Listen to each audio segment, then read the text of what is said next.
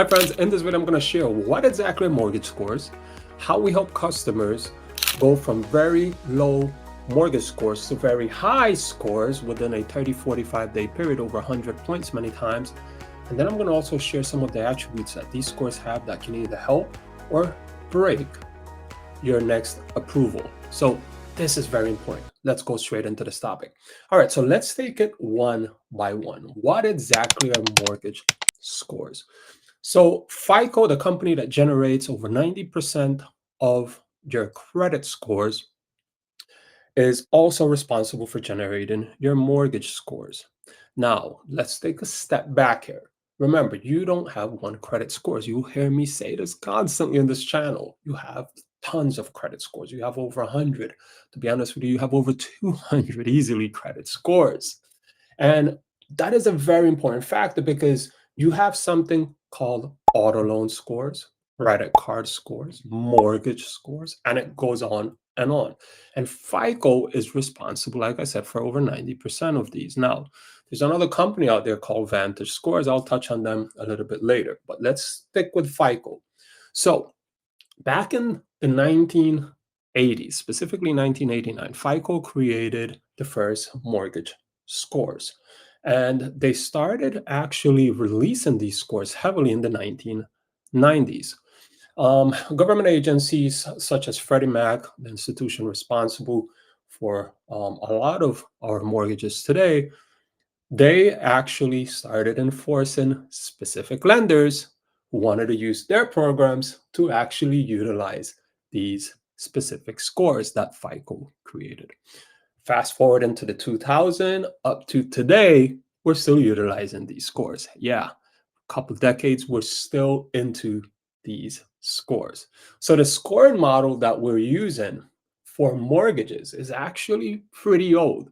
And many people don't even realize that the institutions that are lending them the money are utilizing these scores. Many people think they will look at Credit Karma or they'll look at some other free platform provided by their bank and they think, oh, that's my credit score. You're right. That's one out of many, but it's not necessarily the one that the bank is going to see. So now that we understand a little bit about what mortgage scores are, what exactly are some of the attributes that will move these scores up and down? The good news is the attributes are the same for the great majority of these scores. FICO actually releases this and they share it with all of us. And I'm going to share it with you right now. And then we'll talk specifically for mortgage scores, what can hurt your score tremendously and what can help it tremendously. Because each one of these scores, even though the attributes are the same, behave slightly different depending on your behavior. And we'll get right into that in a minute. But let me share this. So what you see here is a pie chart. Now, this pie chart is exactly what FICO shared. And I just pretty much took it and slapped a few things of my own on it, specifically our logo. Now, this is again, pie chart generated by FICO. And what you'll see here is 35% of this specific score is payment history. Now, this is in general, but it also applies to your mortgage scores. 30% is credit utilization. Sorry, my lovely face is blocking that there. And then 15% is length of credit history. We'll talk about these three specifically for your mortgage score. But these are the top three that I want us to talk about: the payment history, utilization, which is 30%, and length of credit history, which was 15%. I'll go specifically into each. What exactly is the payment history? It's exactly as it sounds. It's how well you paid that bill. Now, according to a federal law, FCRA, Fair Credit Reporting Act, and no, I am not a lawyer, but the Fair Credit Reporting Act states that no company can actually report you to the credit bureaus unless you're 30 days or beyond late. So you cannot be reported over 30 days late unless you go over 30 days late from the payment due date. So if your payment due date is September 5th, technically you cannot they cannot report you to the credit bureaus unless you go past 30 days after that, right? But you don't even want to get close to that. You don't even want to get close to being 30 days late on anything, because it so happens that this is 35% and is going to hurt your credit the most. Now, specifically for mortgage scores, it's going to blow it. Mortgage scores are very, very sensitive to late payments, more than many of the other scores, more than your credit card score, more than your auto loan score.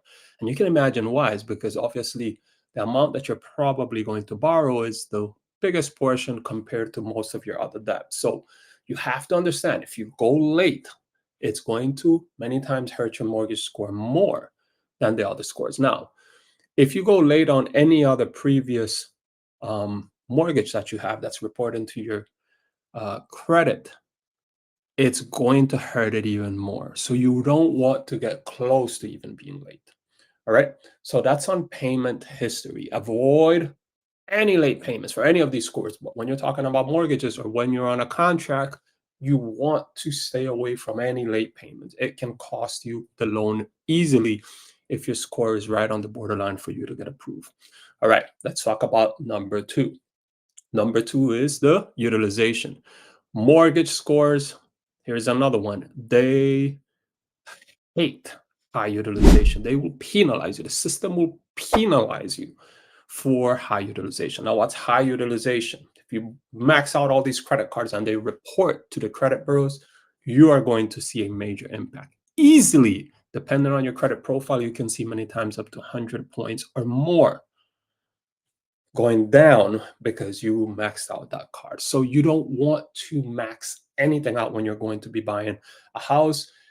The rule with the credit cards, to be honest with you, is just try to get out of debt completely. And if you use the card, honestly, just pay it in full. Now, for mortgage scores, there's a little trick that mortgage scores like.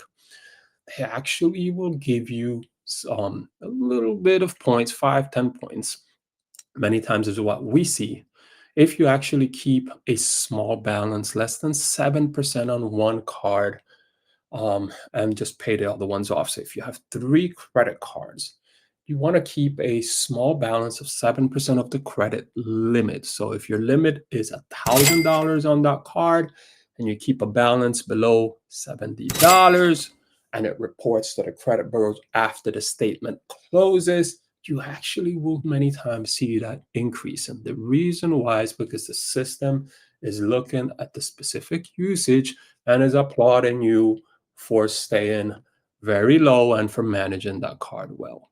Contrary to popular beliefs, this 30% figure is a big lie, giant lie. The 30% is not what's going to get you to the highest score. The banks love it. They charge interest, as you will hear me constantly remind you, and many of them will approve you with a 30% utilization rate. Stay out of it. Just stay below 7%. And if you're not buying the house immediately, honestly, just pay the thing off so you don't have to pay them interest. Now, mortgage scores will be incredibly sensitive, I repeat, to utilization. So if you look at your credit and you see that you're maxing these cards out, and let's say you've never been late, just by paying off those cards, your credit score is going to jump heavily, heavily. And if you pay them off below 7%, boy, you are really doing well at that point. I promise you will see some very interesting numbers. All right, the last one, the length of credit history. That's 15%. Now, keep in mind, we talked about the payment history, the utilization, and now the length of credit history. All of these three combined, that's 80% of your score. The length of credit history is super important too. And this is actually something that these old scores, like your mortgage scores, still take into account. Many other scores no longer will take into account what I am about to tell you. So when you add someone as an authorized user is simply if you have a credit card and you want to add someone to help them establish credit or boost their score, you can add them to your credit card depending on a few factors. Do a separate video, see a separate video on those factors. but depending on the age of your credit, depending on their credit profile, depending on specifically the age of that credit card, depending on the limit of that credit card, depending on the limits that they already have, whether they're maxing their it's a whole bunch of stuff here. So you want to watch that separate video, but if you add the right card to someone's credit profile or to your own, if you're the one buying a house, you can incredibly increase your mortgage scores. The system still allows for that. The system still allows for it. And as long as you know that person who's adding you or you're adding them, it's legal. It's nothing against that. Now, you want to understand how to pick the right card, because if you don't, it can hurt that score also. And many companies don't report the history, and you have to be very careful. All right. I don't want to go over my time here, friends. So, quick summary. You have specifically something called mortgage scores. How do you find those mortgage scores? I'll do a separate video and I'm going to add it for you to understand how to find them, where to go, and exactly how to begin analyze them. We'll analyze some scores together in my next video, and I'll show you exactly how to begin understanding what you have to fix on each one of those scores. Payment history is incredibly important. Do not go late. Credit utilization, as you've seen, is very important. Keep them below 7% or fully paid off. Then if you're going to add someone as an authorized user, be wise, understand first how to do it before you actually do it. All right, friends, take care. I hope this was a huge blessing to you. God bless you. I'll see you in the next video. Ciao.